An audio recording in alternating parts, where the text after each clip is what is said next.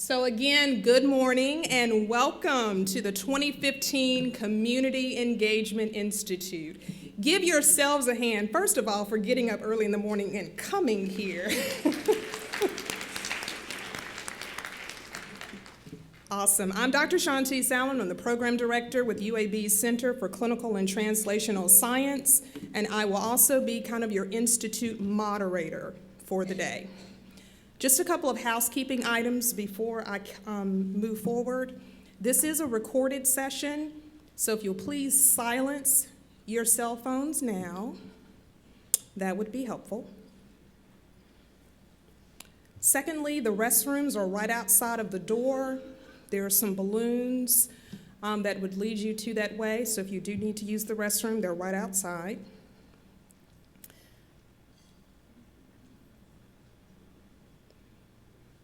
I also want to encourage you to go ahead and take a look at your evaluation this morning. We're going to be asking you please to fill that out before the end of the day.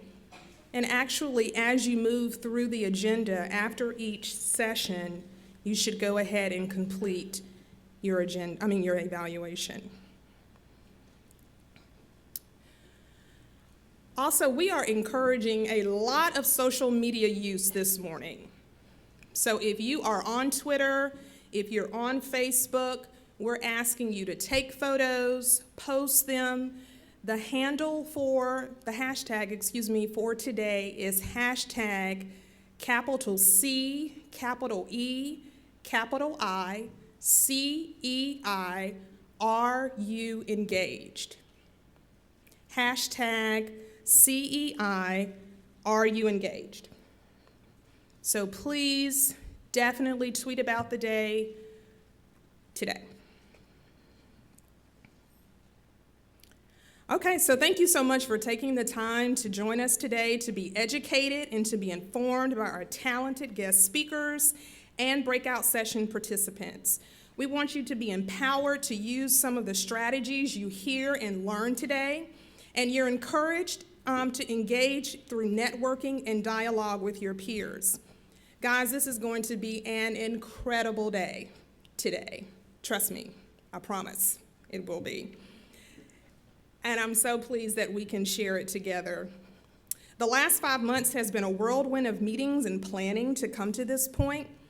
And I'd just like to acknowledge this year's planning committee for the Community Engagement Institute. They have been a force to be reckoned with in terms of thinking critically about this agenda and also ensuring that there are a number of disciplines and sectors that are represented. And because of their volunteer leadership, we've been able to put together the second year of this event. So those of you all who are part of the planning committee, if you'll just please stand and be recognized at this time.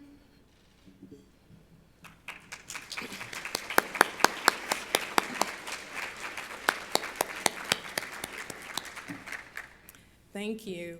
In addition, I want to acknowledge our sponsors and supporters of the Community Engagement Institute for 2015, the Urban Health Equity Initiative, UAB Center for Clinical and Translational Science, the One Great Community Project, UAB's Center for the Study of Community Health, UAB's School of Public Health, and the university-wide Interdisciplinary Research Center Network. I'd now like to ask my colleague, Dr. Max Michael, to join me at the podium and bring words of welcome on behalf of the School of Public Health.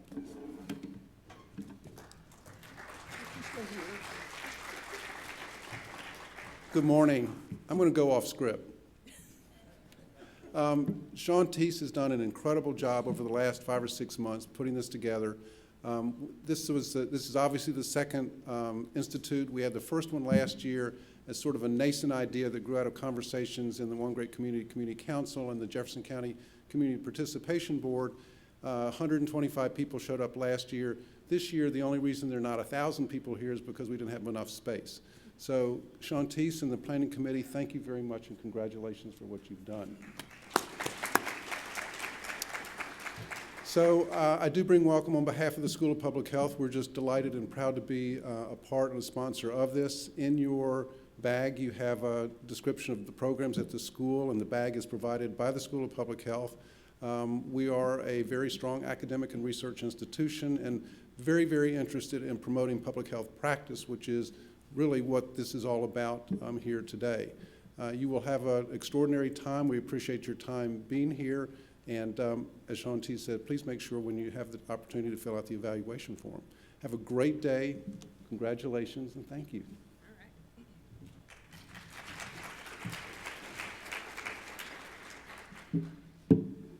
All right, thank you, Dr. Michael, for those words. I now have the distinct pleasure of introducing our morning plenary speaker.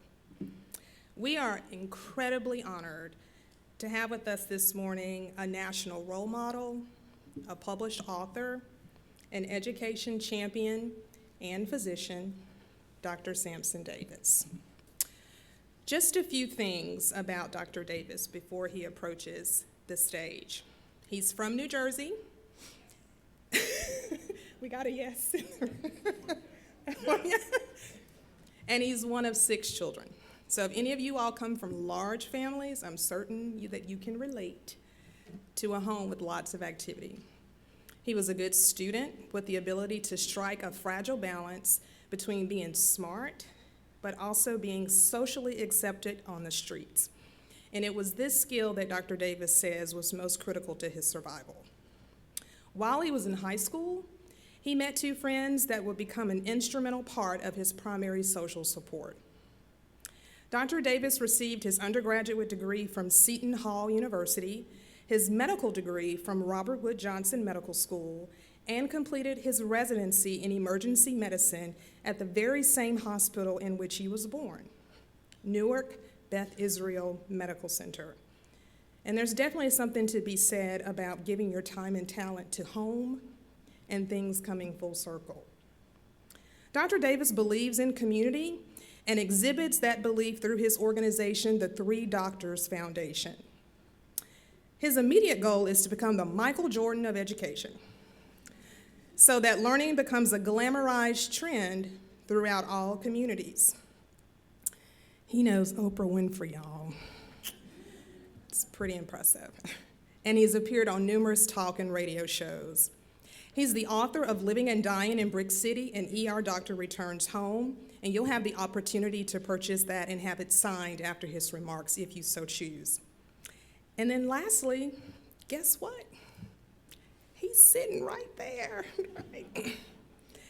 He's here, and welcome to Birmingham again. Please join me in welcoming Dr. Samson Davis, our 2015 Community Engagement Plenary Speaker, to the podium.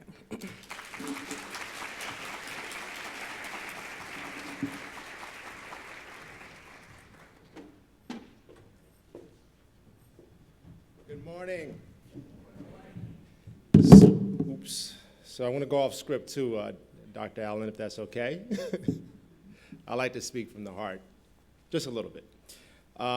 It's a pleasure to be here. I'd like to thank University of Alabama, Dr. Allen, Dr. Michael for having me here today. It's a true passion of mine to travel across the country and just speak about health, speak about education, because they're one and the same. And when we look at community engagements and we look at health equity, in order for us to destroy the disparities, we have to have the community involvement. And it starts from within. It starts from people feeling like they are empowered, that they can take control, that they can take charge. And it sounds somewhat basic in the fun of knowledge or the fun of explanation, but if you think about it, when people feel that that door isn't blocking them, they can blossom and go great places. And I know this to be true because I, too, grew up under those same constraints. Prior to taking the stage, I'm like a one-man show. I was tweeting and Instagramming because this type of message is important. It's underserved, it's undernoticed, it goes under the radar, but it's important for us to empower communities. Some of the destruction that we see happen daily within our communities, some publicized, some not so publicized, can all be erased if we as a community start to galvanize and come together. A lot of what our fathers and our grandparents used to practice, I know my mother, she grew up in the rural South, And she would tell me about how each child, when they step outside every day, their goal in life was, one, to be successful, but two, was not to embarrass their home. So if they did something down the street, Mrs. Johnson had the permission to spank them, and then by the time they get home, you got another spanking. And I remember one time she told me to take my clothes off. I'm like, for what? I'm like, it's not bath time. She's like, oh no, you're getting a spanking. I'm like, oh nah. So I dashed into the bathroom and put my foot on the door, because we didn't have a lock, but I put my foot on the door in order to prevent her from getting in. And I'm not advocating that spankings is the way to go, but what I'm saying is that there was this level of respect and integrity that we had within our communities. And that has gone. That has gone away. And it's sad when I see an elder being disrespected by a younger person. And then I feel like that elder wants to say something, but they don't know what type of retaliation would take place. So that has to come back and that has to come full fold, I think, for us to get ahead of this monster that's been created. And a lot of it has to deal with just the sort of relaxation we have developed within just everyday life. The professionalism is, oh, we want to be professional sometimes when it's right, and then we want to be kind of cool and laid back and chilling when it isn't. But we have to sort of separate the two and know that there's a time and a place for everything. And I think it's somewhat spilled over into the professional way of life, and just the courtesy that we have as human beings towards one another is lost. So I grew up, as mentioned, in Newark. We were talking, Al and Shauntice and I was talking about, is it Newark or is it Newark? And if you're from Newark, they shorten the word N-E-W-A-R-K. They try to make it N-W-K. It's like Nook, just as short as possible. But Newark, as once as Amiri Baraka, before he passed, he mentioned it was called Newark because it was a new arc, it was a new beginning. It was a highlight, almost like a rainbow, if you will, of a bright day, and that's what Newark was supposed to be. And it is striving to get there, but it's a long ways to go. I grew up underneath these constraints: 5 siblings in a 2-bedroom home, single parent. So you do the math. I didn't have my own room, I didn't have my own bed, and that was cool during winter months because 2 brothers in a bed, keep you warm, until somebody peed a bed, and then, you didn't have to flip the mattress. I don't know if you guys know about flipping the mattress, but, you want to try to hide that stain, so you flip it over, and then you hope that the other side doesn't get stained either. So that was, that was good to have, that sort of kind of camaraderie with your brothers. So we had AC in the winter and heat in the summer. And so growing up underneath that, as a child, I didn't realize we were poor. I didn't realize that there were certain inequalities or inequities within our structure because everybody in my community didn't have a dad in the home. So it was pretty common. If you had 2 parents in your home, you were like, man, you're an alien. Why do you got both parents in your home? Like, what is that about? And so that's the sort of backdrop that I grew up in. So at an early age, I turned to the streets to sort of model myself as to how to carry myself. And so I used to see people selling drugs. I used to see people stealing cars. Newark was known as the sort of stolen capital city of America. Everyone knew how to steal a car. So I pretty much learned how to steal a car before I learned how to use a stethoscope. So that's what was being taught to the young people. So, you often say you can't aim for what you can't see. So you can't imagine a young mind aiming for any professional walks of life when they're surrounded by so much negativity. You kind of reap what you sow. If you plant this to be what it is, it will become that. So when we see the news and we see the headlines and we see the gun violence that's playing out, not only in the inner cities now, in every communities, if you watch the news, unfortunately what happened yesterday, a part of that is just learned cultural behavior. And so we have to turn. No one grows up, no child is born into this earth with a gun in their pamper, crawling down the block. So this is learned behavior, and I think part of it is it's this sort of battle: is it acceptable or not acceptable? But it is no way near acceptable. But then we react once it happens. So we have to get ahead of the situation. So growing up and being faced with a lot of obstacles and single parents, and my mother would say, "Go to school, go to school, go to school." She said it in threes. I don't know, maybe it was some magic with it. Go to school, go to school, go to school. And I was good. I was very excited to be in school. 2nd grade, 3rd grade, the teacher asked a question, was 2 times 2. Ooh, pick me, pick me. But it wasn't only me. It was all my friends who were excited. Pick me, pick me, pick me, pick me. 2 plus 2 is 4. 2 times 2 is 4. The square root of 81 is 9. That was cool. That was exciting. Education was the coolest thing out. But somewhere in the 5th and 6th grade, when you ask that same kid, what's 2 times 3? Oh, man, I'm too cool for school. I can't answer that. Because their peers, their community, has made it unacceptable for them to be smart because it's not cool to do well in school. And I tell kids, school is cool because if it wasn't, it wouldn't rhyme, right? So school is cool. It goes together. It rhymes, so it must be cool. So, but in their peer circle, which is the most important thing, second to their mother and father's love, tells them that it's not socially acceptable to do well in school. And so I try to tell kids that's the most dumbest, the stupidest, use their words, the most corniest thing ever. School is the coolest thing out. And so what if they call you nerd today because you got an A on a test? They be calling you boss tomorrow. So stay focused on your academics. And so what we have to do with the community is make it so that they have a platform. They have a platform to show off their academic excellence.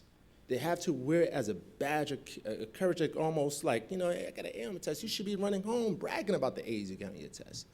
And so I tell each student that, and I think it's important that we start with education, because before we can battle health and health inequities, we have to start with education. Education is paramount. A man once said to me, man, being around ignorant people is dangerous. He said, it's very expensive, very expensive. So going to school and, started to fumble and not do well. And back then, spankings were legal. So I would get in trouble and my mother would spank me. And I was able to sort of balance and be able to do well in school and still hang out with the cool crowd, which was my peers. And I wanted to be a part of that atmosphere. But as I started to get older and those dangerous teenage years started to come about, the crowd that I chose to hang around, which wasn't really a choice of mine, I started to hang around these guys and I started to get in trouble. I found myself in school doing well, but out of school hanging out with guys who were stealing cars and selling drugs, and that was my backdrop. That was my backdrop. So it's no surprise that I was arrested when I was 13 and I was arrested again at 17. And so at 17 years old, I'm sitting there and I'm thinking about my life and where it was going, and I had no direction. I was spiraling out of control and I couldn't stop it. It was a machine. It was a monster. I didn't even recognize it. I looked in the mirror like, who is this person? What have I become? And there's no child today, youth today, that's sitting in prison right now. Chances are the majority of them can look in the mirror and don't recognize who they are. So it takes a lot for a person to reach that point. But once they're at that point, then all of a sudden they embrace this person that they got to know. But just as well as that person who's in jail, that's a juvenile, such as my case, could have went to jail for 10 years, could as well be a doctor today if they had the right community support.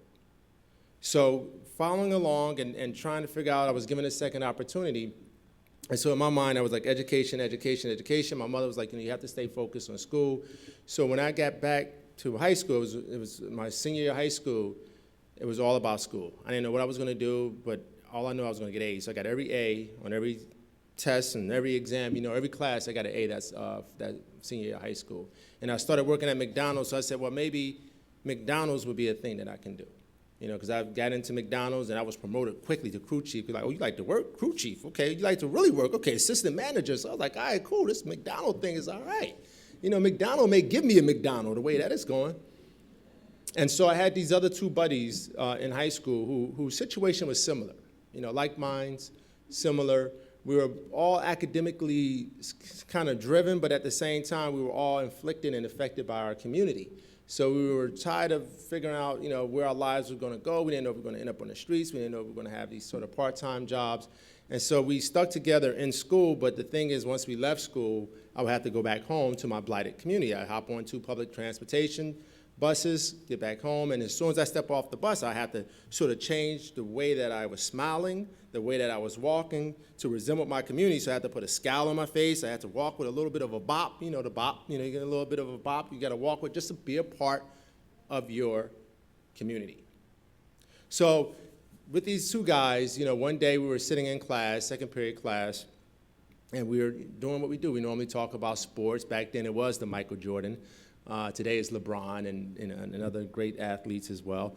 And we talked about sneakers and video games and girls, of course, as guys normally do within their peer circle. And so, we were sitting there. It was second period class one day. And, God does things in mysterious ways, they often say. And so a second period class, and we had a substitute teacher. So we already been together in school for a number of years, so we already kind of was able to read each other's body language. So we looked at each other, and we nod, and we like, okay, Operation Cut a Class is in full effect, right? Substitute teacher, okay. So I raised my hand. I had to go to the bathroom. My buddy Ramik, he raised his hand. He had to go to the principal's office to drop off a late assignment. And George, my other buddy, he had to go make a call to his mother. And back then, as I tell kids often, we had pay phones. We didn't have cell phones, and a pay phone is this big machine, that you got to put change in. And you got to dial the number, and you hope you have the touchpad, because you can't beep anyone when you have to dial the rotary dial, right? You remember beepers, right? Back in the day when you beep somebody, you're like, oh, I got a page that says hello, okay.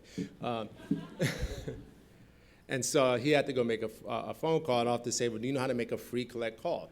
So here's a skill I like to share with everybody, because being from the inner city sometimes and being poor and trying to figure out how to stretch a dollar, you learn creative measures. And so the way that you make a free collect call, so a collect call is free, of course, it's free for the person that's calling. But the way that you make a free collect call, which is a double free call, is free for you and it's free for the person that you call, it's a skill. So let me teach you this skill, bro, because you never know. You may be stuck somewhere in the desert and out of nowhere there's no water, but it's just this payphone that's just right there. And that payphone may be the life and death of you. It's 115 degrees, you're sweating, you're dehydrated. He's like, there's a payphone. He's either a payphone or a mirage, but I want to give it a shot. And so the way you make a free collect call is, of course, you dial 0, and then 1, and the area code, and the number that you're dialing. And then and I know this because, my phone would get cut off often, and when they turned my phone off, I had to go down to the local grocery store, and they had a payphone on the wall, and I would call my girlfriend around 6 o'clock every day when I was a teenager. And I used to get mad because I get there at 6 o'clock and somebody would be on my phone. Like, that is my phone. I know it's a public phone on a public establishment wall, but that's my phone. Like, you need to get off my phone. I'm standing there like, come on. So the way you make a free collect call is that you dial 0 and 1-800 or 1 area code and a number, and the person knows you're calling pretty much because, obviously they recognize your voice or whatnot. So what I would do is I would dial the 1, the area code, and the number, and it'd be a beep. It'd say, at the beep, say your name. So instead of saying your name, you look at the payphone, and you say the number that you're calling from, 1-678-453-2424. It said, please hold while we call that number. So they called the number that you dialed, and they said to the person that picks up, you have a collect call from, and instead of your name being in that space, the number would be in that space because that's what you recorded. So you hang up, they call back, and that's how you make a free collect call. You never know. I mean, it's a life skill. It seems simple in its context, but at the same time, if you're stuck somewhere and there's a payphone, you just never know. So George had to go, make that free collect call to his mother, and so the three of us was, the substitute teacher, like, just go ahead, you guys go ahead and get out the class. So we went to the bathroom, and second period, we hanging out in the bathroom, and so we're like, man, we're going to do a second period class. And I don't know about your bathrooms in your school growing up, but our bathrooms reeked. They were just like, the toilets didn't work, it just smelled in there, so it's not cool to hang in the boys' bathroom. So we're like, all right, well, it's too early for recess. Let's go to the gym. So we gathered out, we head out of the bathroom, we started walking down the hall towards the gym. And our whole goal was that if we can make it from one side of the building, where all the classes were held, to the other side of the building where the gym was, we could go down into the locker room. The locker room was in the basement. We could go down the steps into the locker room. We could come up on the other side of the locker room into another entrance, which was a little bit more away from the front door, and we could blend in with the class without the substitute teacher seeing us. Without the gym teacher seeing us, rather. And so we were walking down the hall, we're making our way, and the only challenges we had to get past this desk, which sat sort of in the middle, and that was our security guard. But our security guard was a little special. He would take his desk, instead of facing the audience or the hallway, he would turn it so that his back would be to the hallway. So you can pretty much kind of creep past the security guard.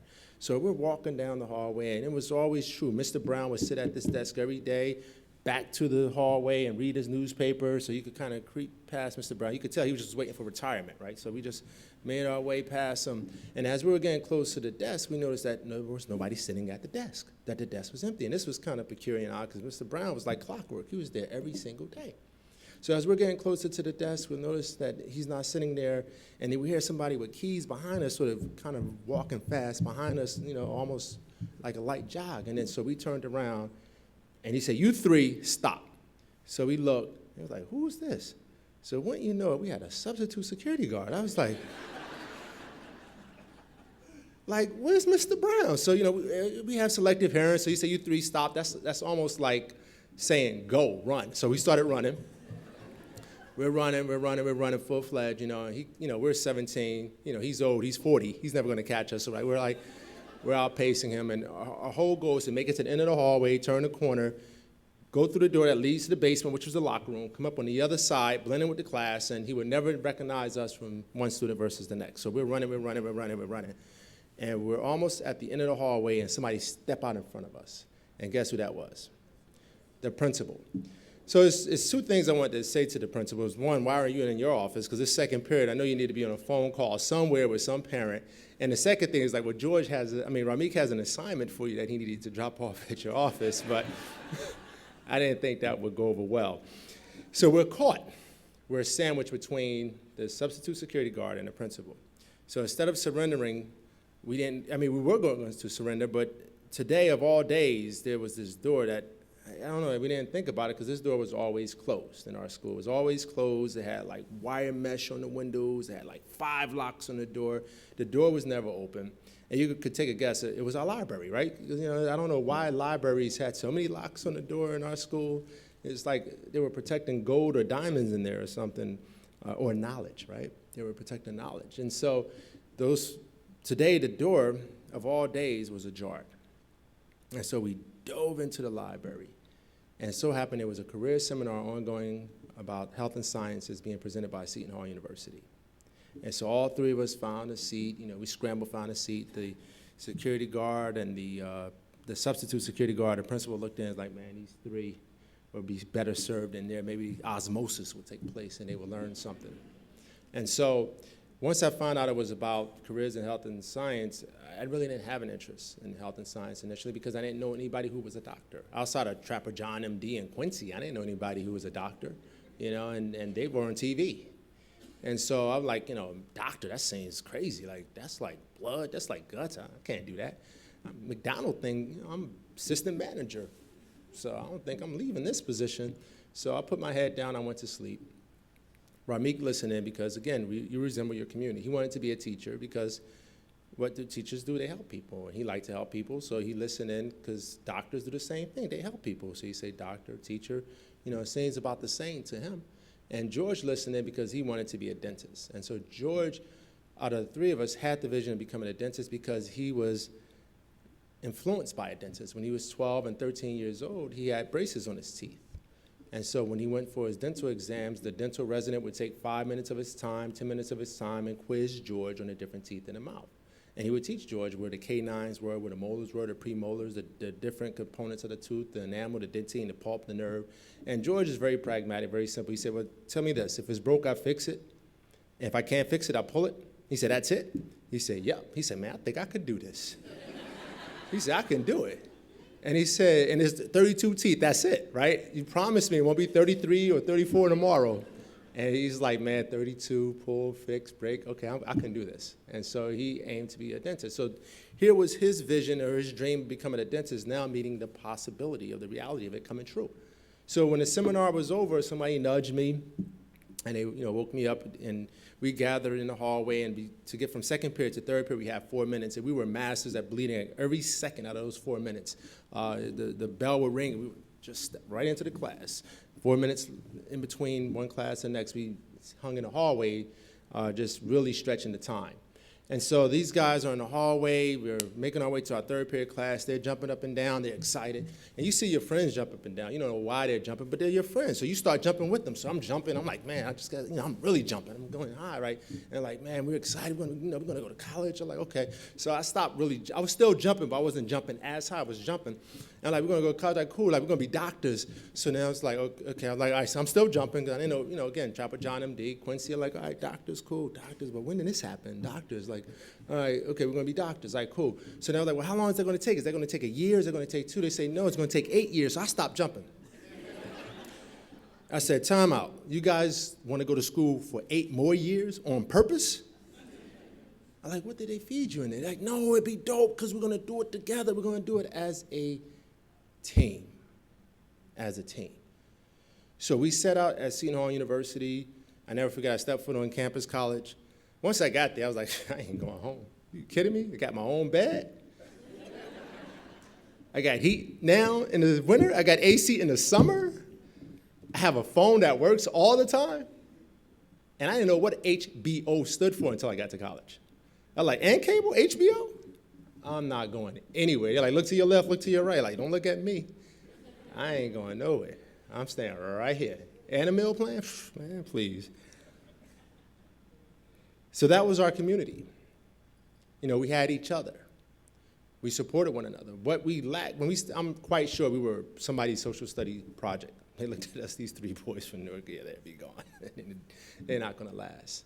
Biology majors, you know, so we started off at Seton Hall University with 135 biology majors, 50 graduated, the rest changed their major. We were 3 of those 50. 8 to 10 went on for their PhDs, their MDs, their dental degrees, and we were 3 of those 8. So it's possible. It's possible.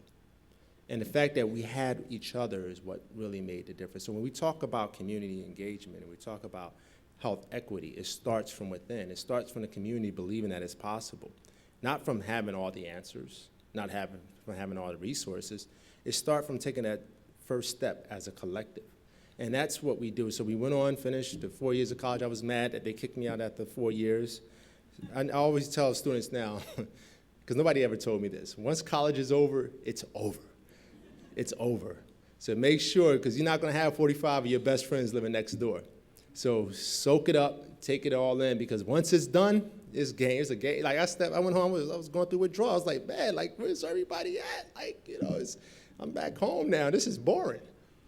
You know, it's nothing like walking down the hall and hanging out with your buddies at any given time, 2 o'clock in the morning, 3 o'clock in the morning. But I often tell them, too, that just as well as they write you this letter saying, congratulations, you've been accepted, they will write the same letter, say, congratulations, you are not invited back next semester, so make sure you get your work done. So 4 years of college went by, 4 years of medical school, went to Robert Wood Johnson Medical School.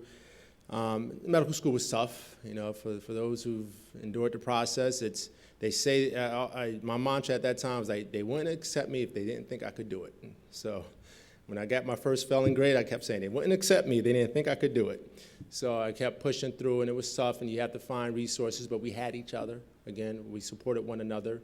After I finished medical school, it was important for me to come back home and be a part of where I came from. And so I trained at the same hospital I was born in, as Dr. Allen mentioned, at Beth Israel in Newark.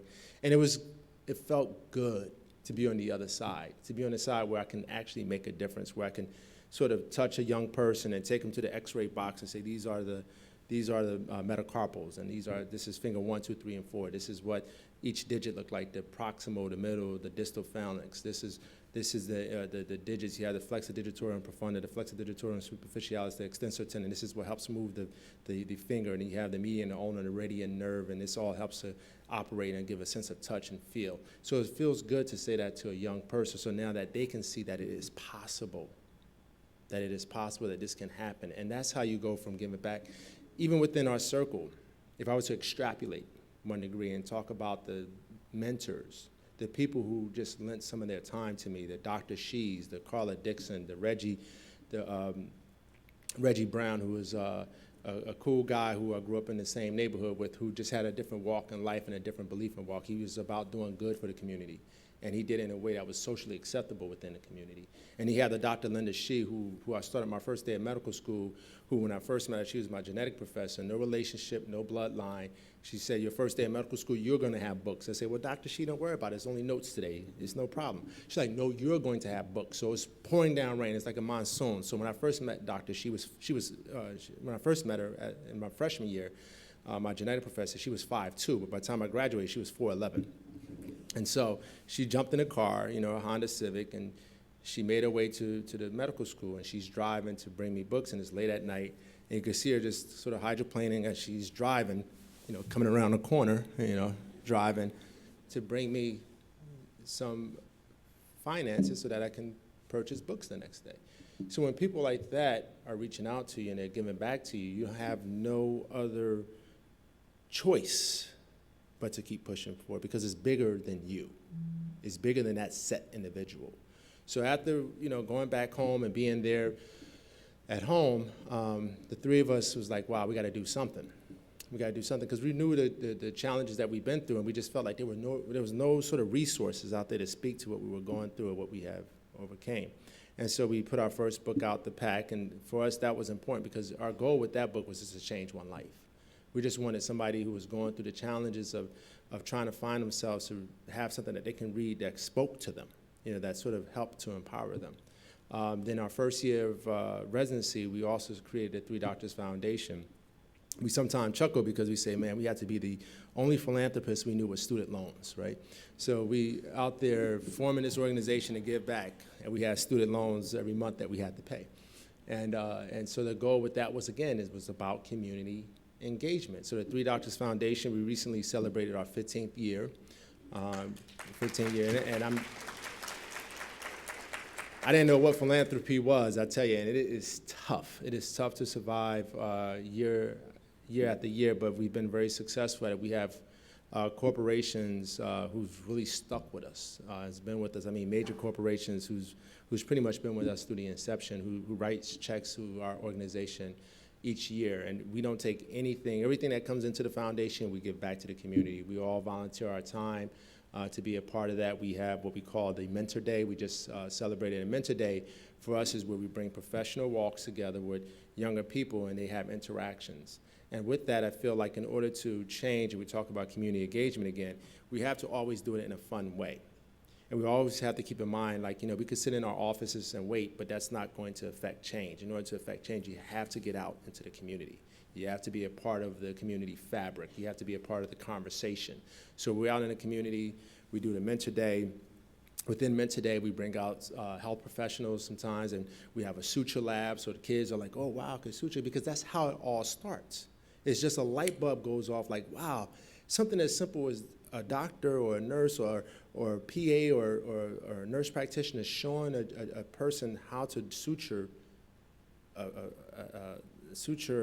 banana or a pig feet or whatever, to show them how to do that might spark that young person to think that I can do this. And that's all they need. They just need to be able to grab a hold of something. And so we have the health professionals. We also do screenings. We do a walkathon. So that's our educational components, our Mentor Day, because again, the education leads to the health aspect. So during our walkathon, we walk for a cause, but we have some music playing. We got a DJ, and we do fun activities so people feel like it's not a chore. It's something that's a part of the community. It's a fun time. And within that day, we do BMIs, we do blood pressure checks, we do AccuChecks. And we talk about health, but we talk about it in a way that instead of talking at the person, we're talking with them so that they can feel that they're in control. Oftentimes when we talk about health disparities and health inequities, people don't feel that they're in control of their health. They don't feel like there's enough resources out there that exist. And so what we tell the doctors is that, look, you got to come out your office. You got to come out your office. We're going back into the community and come with us. And we're not going to you're just going to sit there, and we're not asking you to do anything heroic, but just hang out, and you'll be surprised. So the healthcare workers come out, and they see a surge in people that are listening in, that's having their blood pressure checked, and that's having their AccuChecks done. And we think about diabetes and the impact that it affects, especially the inner city, where obesity and diabetes goes together in so many ways, but it leads to so many poor outcomes and a shortened life expectancy. But in my mind, if we, as a community, are actively engaged in our health through exercise, through eating properly, if we realize this is the way we do it, and we do it as a collective, then it becomes an easier process, and becomes almost like a galvanizing magnetic process where people feel the need to do something good for themselves. That's the same thing that existed when we set out to become doctors. It was like, we didn't know how we were going to do it, but we had that teamwork. So it's the teamwork which is what is important. So we have to, in my mind, when you instill that within the community feels empowered, and they feel that they're victorious, and they will keep pushing. They would be undeniable. But that becomes the magic. How do you do that? And these community engagements is what we host through our Three Doctors Foundation. You know, of course, we want to change the world, but we feel like we're making a small change in a big section of Newark just by sort of hosting these programs. So the walkathon, we do a Mentor Day, a walkathon. We do a positive peer pressure challenge in which we inspire the youth to do something positive within their community, something positive. And we reward them. We give them iPads, we give them electronics, we give them gift cards. And then we bring them back to our annual foundation dinner. We allow them to get on stage because a person has to feel good about themselves. So we allow them to get on stage to talk about the accolades and the things they have achieved. And this is why they're being flanked by, usually we have a A-lister who come out and be a part of our foundation gala. This year we had Will Packer, who was a part of Straight Outta Compton. I don't know if you guys seen Straight Outta Compton, and he's done a lot of movies, Right Along 2, and we had Sherry Shepherd from The View. So they're amongst celebrities, you know, and they're like, wow, so education is cool. School is cool. So it's a part of glamorizing and glorifying it is my goal. And that's why I say the Michael Jordan of education, because we have to glamorize and glorify. We have to make it bigger than lights. And then our kids in our community will gravitate towards it. That's why we can tell you every sports statistics. That's why we can tell you every rap song, and Drake and Meek Mills, they battling and they're going back and forth because our kids are a part of the social consciousness in this society. So why not put education, why not put health on that same platform? Make it a cool thing to be a part of. So once we created the foundation and Oprah called, and we was on Oprah and I was washing dishes, it's like, you know, Oprah is God-like, I guess, right? So if Oprah calls, like, you just stop doing what you're doing because Oprah called, right? So I'm washing dishes, so I leave the water running, and I just grab my jacket and run out the house because it's Oprah.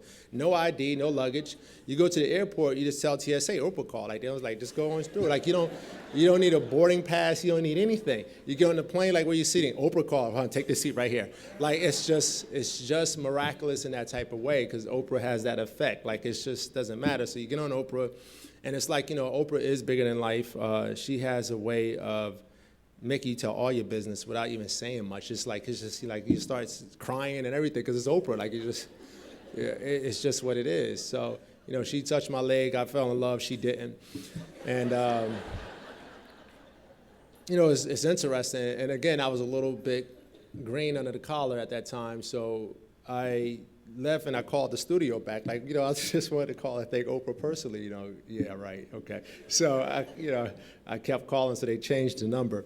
But if you do run into her, she can call me collect. You know, it's okay if she's willing. So, so that, you know, and this is all through education. You know, the lifestyle that the kids, when they speak today about, oh, I want to be this, I want to be that, I want to have, you know, one young man, like, I just think I should be on the cover of a magazine. Why? Because I'm cool. Really? Like, that's it? That's all it takes?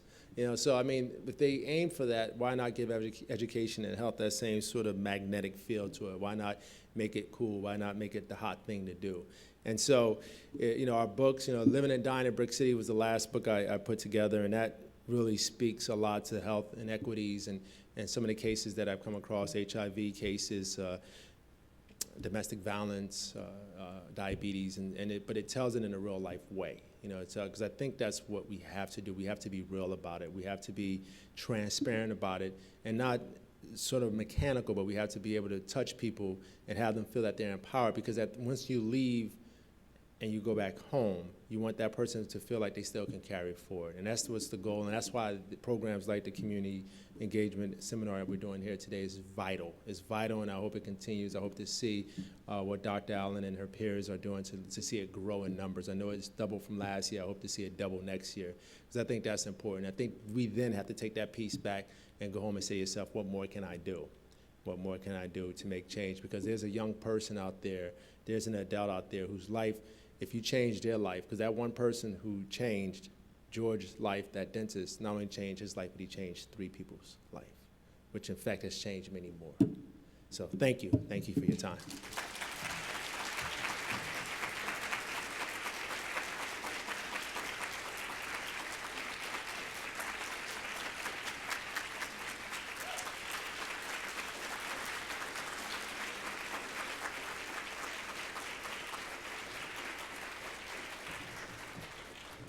Thank you so much. I think we're doing a Q&A. I was about to get off the stage, but I think we're doing it just hit me. You know, I got some timers, so I just forget sometimes.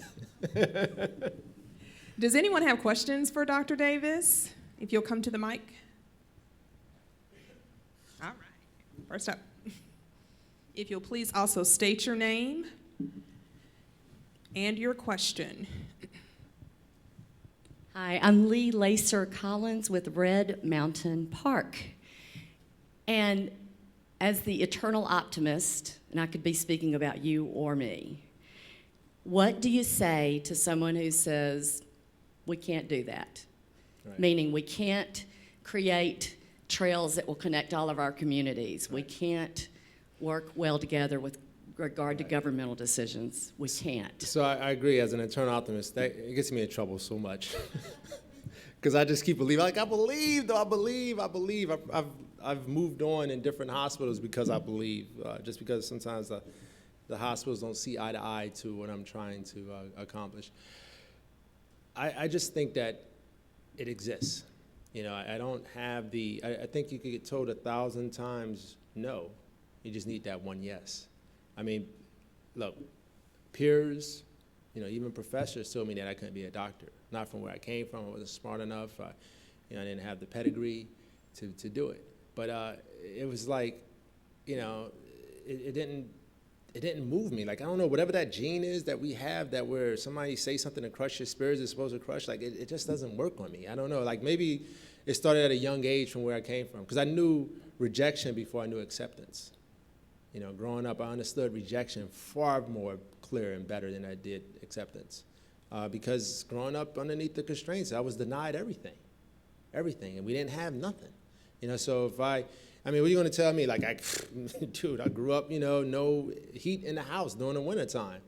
You know, on public assistance, dad's not there. You know, siblings on drugs. Like, what are you going to tell me? No, like. That you so far removed from the core, like you're just on the periphery. So when somebody tells me no, it can't be done, it's not that it invigorates me. It's just that it doesn't have a place within my soul that it lands, and so it just kind of passes through me. And so I think that's the goal. You know, you just have to keep pushing. And so, but at the same time, with that said, if this is not, look, there's different ways to get to the destination. So if the road you're taking is not that way, then take a plane, take a train, take a boat. Just find a different way to do it. But if you believe in it, either you have to say the vehicle that I'm traveling or the road that I'm traveling is not the right way, or the way that I'm articulating it is maybe not the right way. So you have to find the way to do it. But it always happened. I mean, I never set out to do any of this. You know, I mean, I was supposed to be at McDonald's. You know, but you know, God had a different plan. And once I realized by surrounding yourself with like-minded, positive people, you know, you don't have to be the smart person in the room. You know, you just start to feel smart when you're around smart people. Pi equals 3.14. You don't know where that came from. You're just hanging around smart people. It happens. So that's just the magic of what it is. And sometimes it's just through that sort of kinetic energy that an ideal sparks. And that ideal, you know, just lead to greatness. Other questions? Oh, Al. Hey, good morning. Good morning. Again, from Newark. Newark. So you talked a lot about culture of health, and I know that the RWJF Foundation has really been touting that as kind of a new place for us in this country in terms of creating that.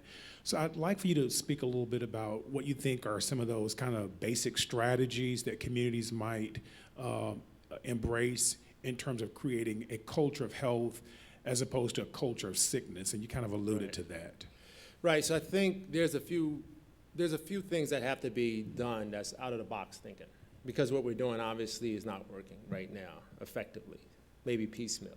So I think one simple thing is just put a face to health and education, make it a cool thing. You know, put some superstar face up there that say, hey, this is kind of, you know, what it looks like, somebody that people can relate to. Obviously, continue the community programs, but we need to also, I remember going to school, we had health classes in grammar school. We had a class called health. That is no longer the case in every school that's out there. You know, have activities and events where kids, when I was first started residency, we would do a program where the youth from the local school would come through the ER, and we would spend time.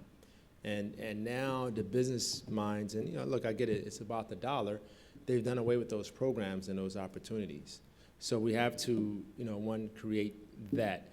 But I think the biggest solution, again, is to increase, how do you, one, solve that thirst? And how do you get the biggest bang for your buck? And to me, it's through the process of giving it this sort of bigger-than-life feel that we have to do. And that's why I think the sort of marketing of it all is important, because our kids and our community has to feel like they're in control of their diabetes. They have to feel like if they go to the doctor that it's not a person that they can't trust. I could say right now when I'm on the opposite side of the gurney and I'm, sorry, I should have turned my phone off, I knew better. I feel like I should be on punishment now.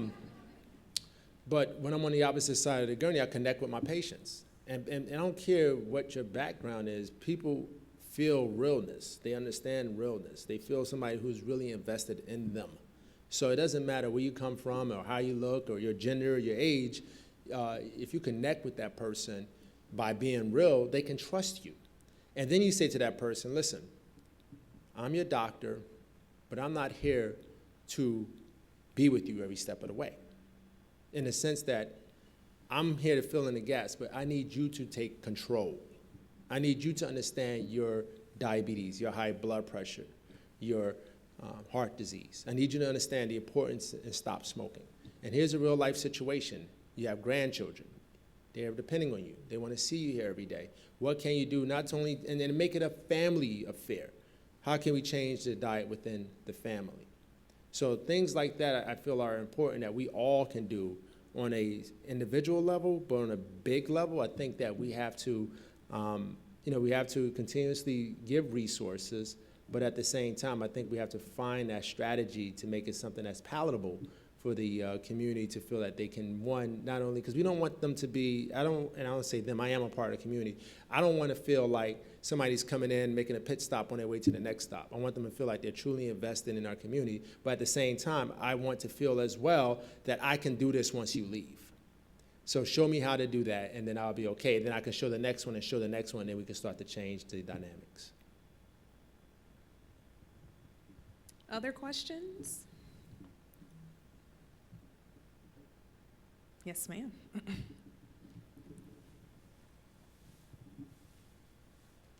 You'll tell us your name, please, and your question. Sure. Good morning. Good morning. Dr. Adrian Starks. Thank you so much for your talk this morning. My question is kind of interesting. Considering that you did the PAC X amount of years ago, and at that time it was kind of like, oh my gosh, this could actually happen. Mm-hmm.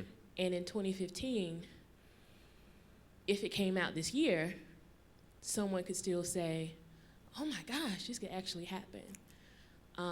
Being the person that lived your experiences and being in the space that you're in right now as a physician and looking at your community, Mm-hmm. how do you feel about still being an outlier in this kind of society? Understanding that if someone just gave you, knowing that people gave you the resources and the opportunity Mm-hmm. that you had to get to where you are, and you being the example, Right. why that's not duplicated consistently in a number of communities. Right. Yeah, it's sad in so many ways that the PAC, which was written, published in 2002, is still relevant today. It's still as if it's just released this year. And the book still, it's required reading in so many schools across the country as well, and that's something that I'm honored by. But to your point, why does it still exist? Why is that the case?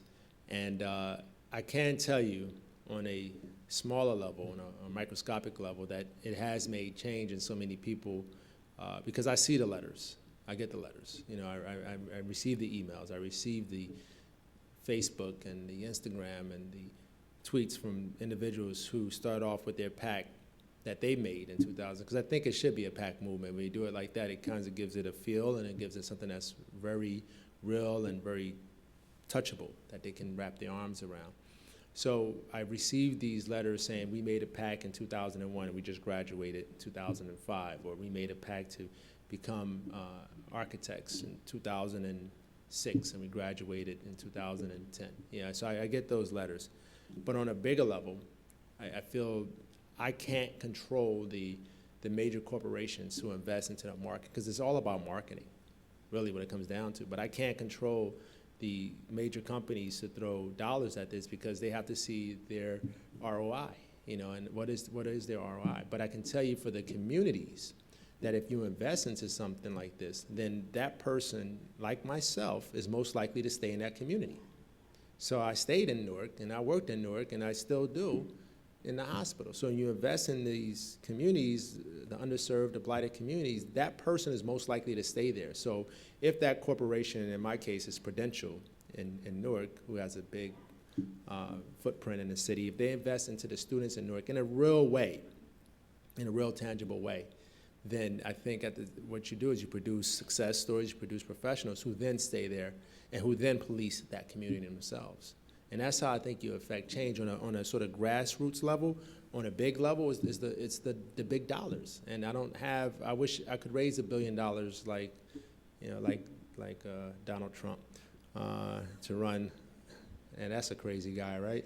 To run I mean, some of the things that come out of his mouth, I'm like, man, how does he not get censored? But, I don't have that purse string. And so that's where I think it comes, because once you're able to do that, then I think what you do is then you're able to market it as something that's like, something that the kids can relate. We have to speak their language, ultimately, is what I'm getting at. And once you speak their language and reach them to their core, then they will walk the walk. Once I realized that I had people who were supporting me and that I had a group that I can lean on, and all I had to do was show up every day and not give up, I was golden. I didn't know how I was going to get there. Ultimately, at the end, I didn't know how it was going to unfold, but I knew that the borders and the pillars and the foundation wall was going to be there, and all I had to do was show up. So I think that's the answer. I think it has to be done on a sort of bimodal or bi-level way, in which you have the sort of grassroots effort, but then you have the corporations. I don't know how to reach them. I've tried in so many ways, but it's at the end of the day, they're looking at it as an ROI for them. So.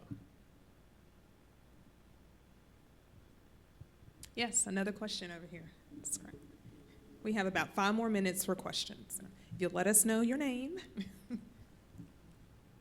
Good morning. Good morning. Nicole Redmond. I'm faculty in preventive medicine at UAB. And recently a report came out from the Association of American Medical Colleges about the paucity of black men entering medical school. So in 2014, only 515 black men entered medical school.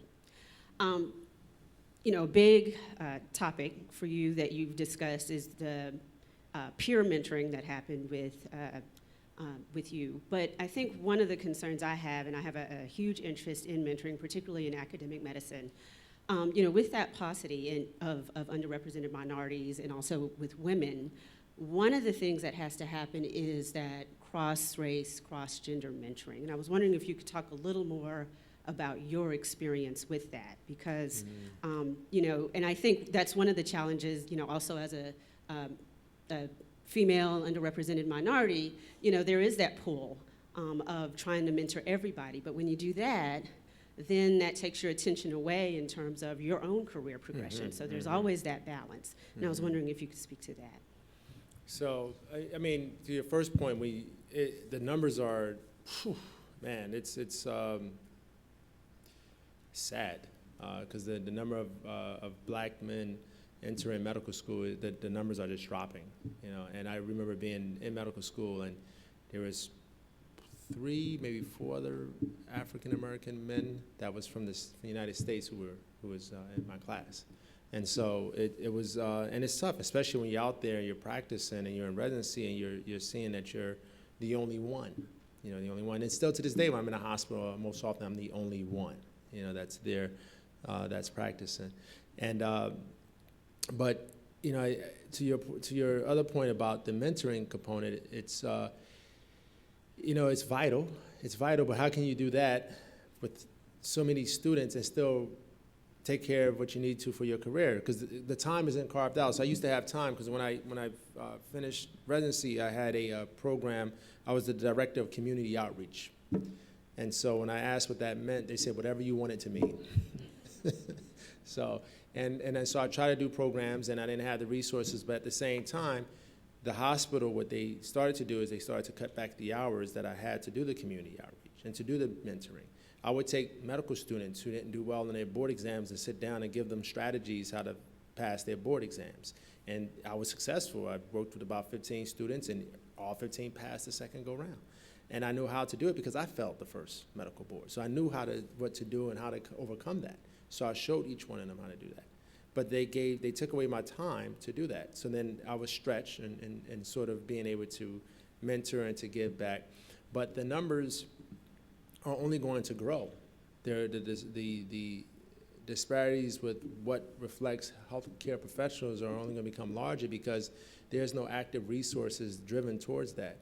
And a lot of it, I don't want to blame anyone, but it's really, what I'm learning now in medicine at this stage, is all about the dollar. That's what it comes down to. I see more patients now in the emergency department than ever before because they've cut the clinician time, because the people that, we call them suits, the suits are sitting back. That's the business people. I hope nobody's in business here, no offense. But that's what we call you. So the suits, they figure out how to get more for less. And so, but at the same time, here's my fear.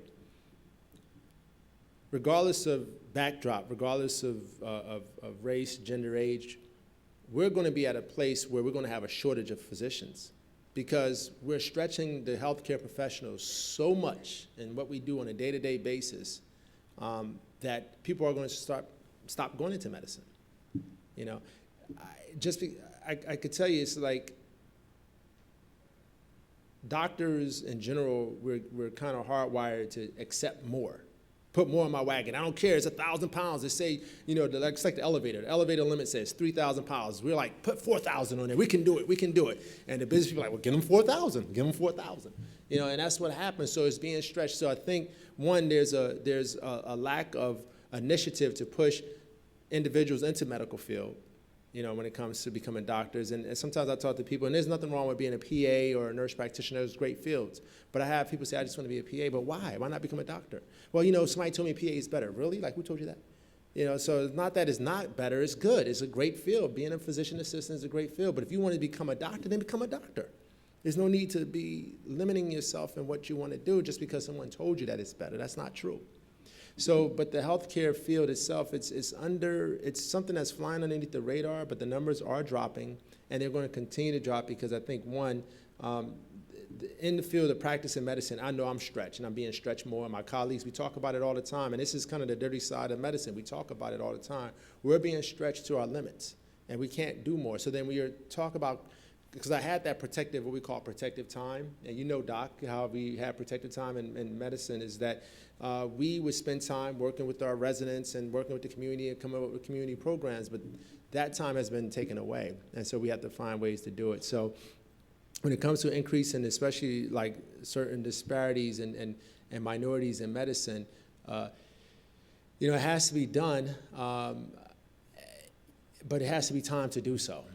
And if we're cutting away that time to do so, then I don't know how the numbers are going to improve. They're only going to become worse. And so, this year is 500. Next year it might be 400, and it might be 300, and it might just be total extinction in some ways. And that should not happen, especially in this country. But I think we have to, again, get ahead of the machine. It's growing, and we're at a point now where I think has reached limits that are only going to increase in numbers, that more or less people are going to go into the medical field, especially from minority populations.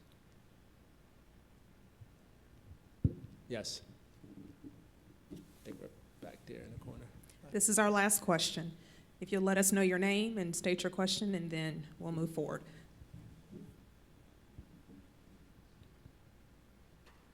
Good morning. Good morning. I'm City Councilor Sheila Tyson, and it's a two-part question. I would like to know, have you had a serious discussion? I know the surveys that I pulled up and read about how a lot of these diseases and problems that we're having has been targeted toward the poor community. And I want to know exactly how you discuss this with your colleagues and actually people that's in the medical field, and how they react to you when you definitely bring it out, because you brought it out in your surveys in your book. And the second part is, I want to know, as a black doctor, is it harder for black women to get into the medical field than it is black men into the medical field? Because I know black women are being underpaid 30% lesser than a white man, and down the scale on down to we're at the bottom of the totem pole. So I want to know, is it harder for black women to get into the medical field as being physicians than it is a black man? Okay. And the first question, remind me again, was the first question was in relationship to, remind me, I'm sorry. Oh, diseases, I got it. Right. My sometimers, sorry. Disparities, so for instance,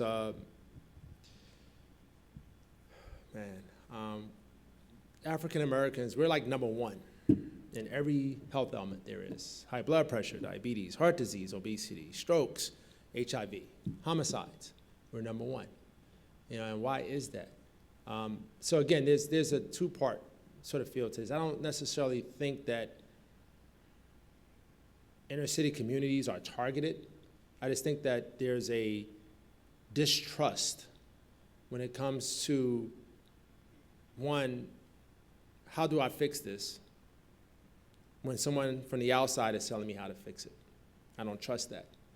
But my grandma told me if I do this, I'll be just fine. But grandma has no medical degree. Grandma never went to medical school. Yeah, putting, Vicks on your chest does help with the cold. My mother, you put a hot rag, but it burns, but she you gotta get that cold out. All right? She would rub it in, put the hot rag in the oven. I was just standing there, because this is before a microwave, so man, that's gonna hurt.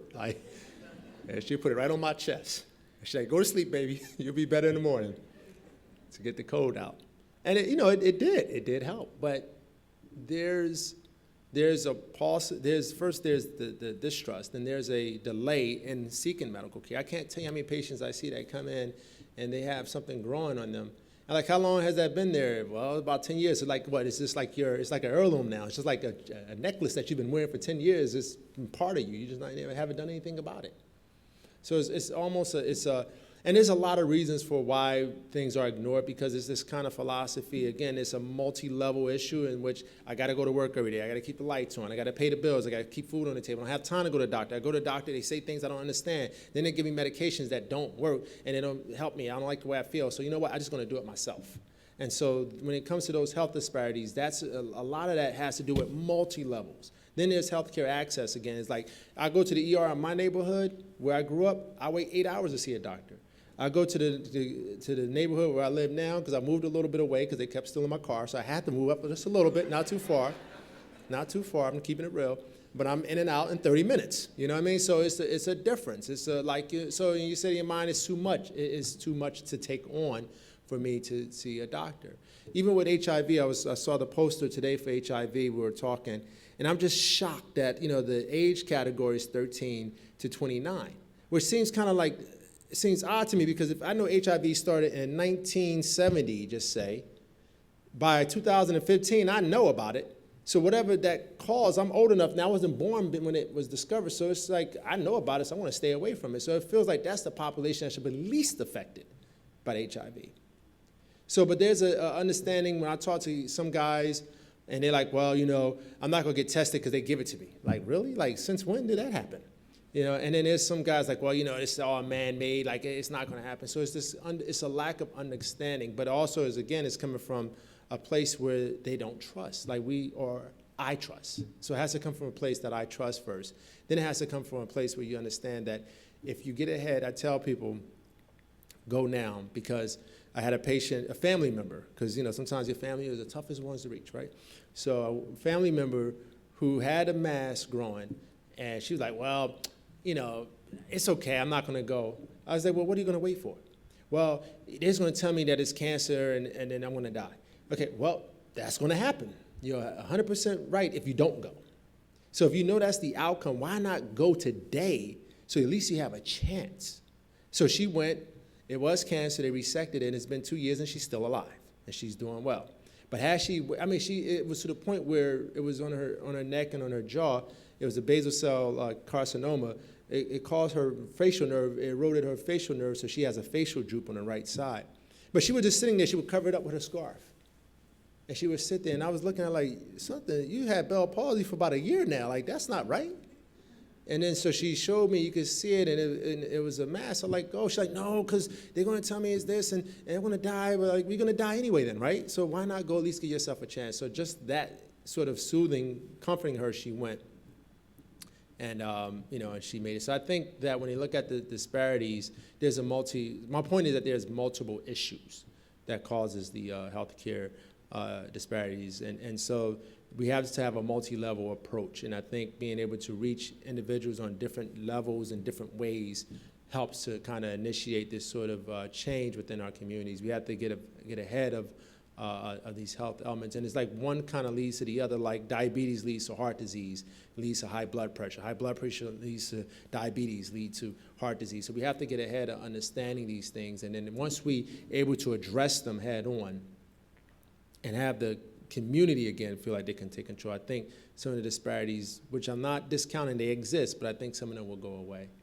I really do. And I'm sorry, you're going to be mad because the second question was? Difference between black women and black men becoming medical professionals. Is there some disparity?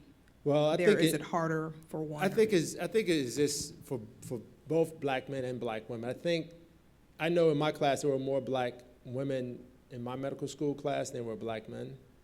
And I just think, men don't get mad at me. I just think women are smarter, but, I don't know, I got half the crowd who agree. It works for me at home. Like, I thought it would work here. But no, I just noticed that, so here's the thing, like in medical school, of course, by the time you get into medical school, you got to be at a certain place. And I find, like, especially when you look at black men, or black boys especially, it's like their academic rigor isn't there necessarily sometimes because they're dealing with a lot, depending on the community that they grew up in. And so for them to reach a level to be ready for medical school at 22 years old, if you're on the right timeline, it's not often heard of because they're not necessarily ready for medical school because of all the challenges that they've faced up to that point. For me to be ready for medical school, I had to first be okay with leaving my family at home, in an unsafe neighborhood, which was tough for me to do because I was the boy of the house or the man of the house, if you will, the man child of the house. And so for me to leave that at home, first I had to get past that. Then I had to get past the financial resources and the academic rigor. So before I can even entertain being ready for medical school, I had to overcome so much. And so therefore, when I looked at my class, there was a small amount of minority or black men in my class, but it was a small amount of black women as well. But I felt that in my year and a few years when I kept the years after me, when I was a second year, third year, fourth year, each class that followed, it was always more black women. Not by much. It was underserved in both genders. I look at today, there is a major issue with black women being paid less, but that's across the board. That's not only in medicine. That's in every field. That's in every field. And even, I experience it now when they call me to come work or a hospital reach out to me, I'm like, well, this is my rate. You're like, whoa, we don't pay that. I'm like, okay, well, take care. I'll talk to you when you start paying that, call me. So it is also this, I think, misconception too that I'm willing to take less. I'm willing to accept less. And I say that's not the case. So I'll walk away. I'm like this, and they're like, wait. I'm like, wait for what? There's no more we need to talk about. And so oftentimes, if they really want you, they will call you back. But I think I stand up for my rate because I feel that I'm worth it. And I think that we have to feel that about us. One of my friends went on she works in the pharmaceutical industry. She went on an interview recently with Johnson & Johnson, and she was so nervous. And I said, listen, understand, they're getting something too. They're gaining you. They're gaining your ability. They're gaining your intelligence. So it's not a one-way street. It's not like they're just going to give you money to hang out. They're getting something too. So understand your worth and your value and be able to voice that. And you don't have to be obnoxious about it. Just like, no, this is my rate, and this is based, and do your research. And I tell her, like, what's the going rate for that position across the board? Do you feel that you fall above that? Because just because it's average, if you feel like you're average, then that's your rate. I feel like I'm above average. I may not be, but I feel that way, and that's what I'm going to go for. I'm going to go for the above average rate. So I feel that that has to be voiced. And then you have to help that person who's sitting on the other side of you realize that, because maybe they don't realize that. Maybe they feel like just because of your backdrop that you deserve less, and you have to let them know that's not the case. And so I think that's, is an individual thing. It doesn't exist only in medicine. I think it's an individual who's making that judgment call, but it doesn't exist in medicine. It exists across the board in every industry. So I think, we can see it stay the way it is, or you as that person in that interview has to be able to say, no, I deserve more, and here's the reasons why. Thank you.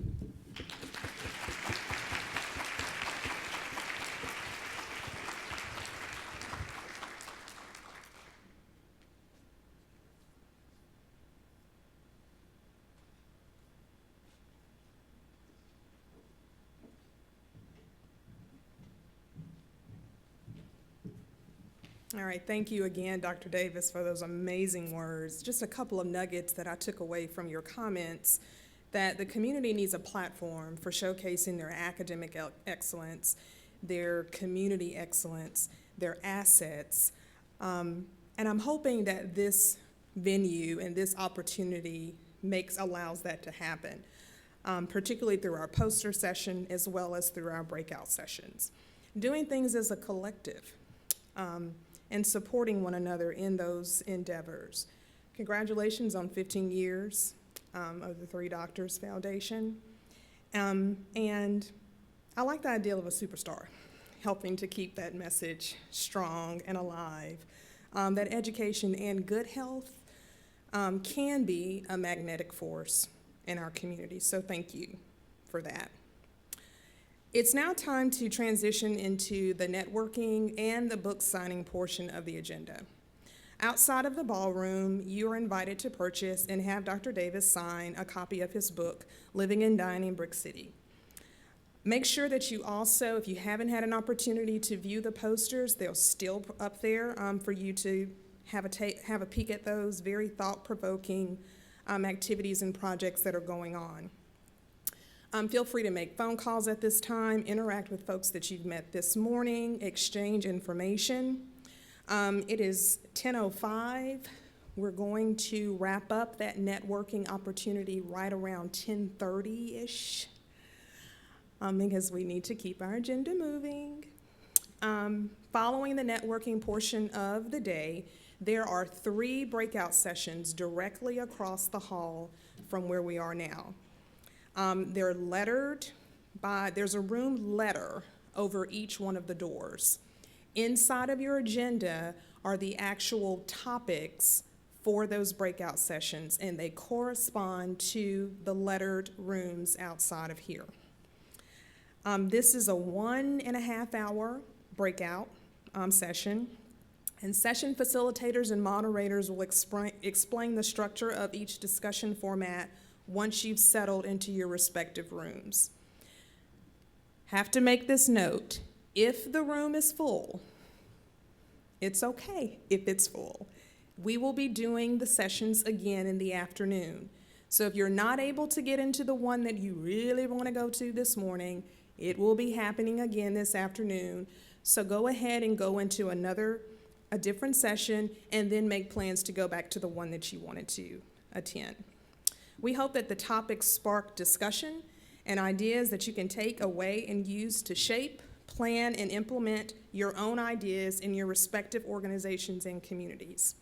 We'll reconvene in this room, in the main meeting room, after you've gotten your lunch, and we'll begin the afternoon portion of the agenda. Okay? Networking commence. Thank you.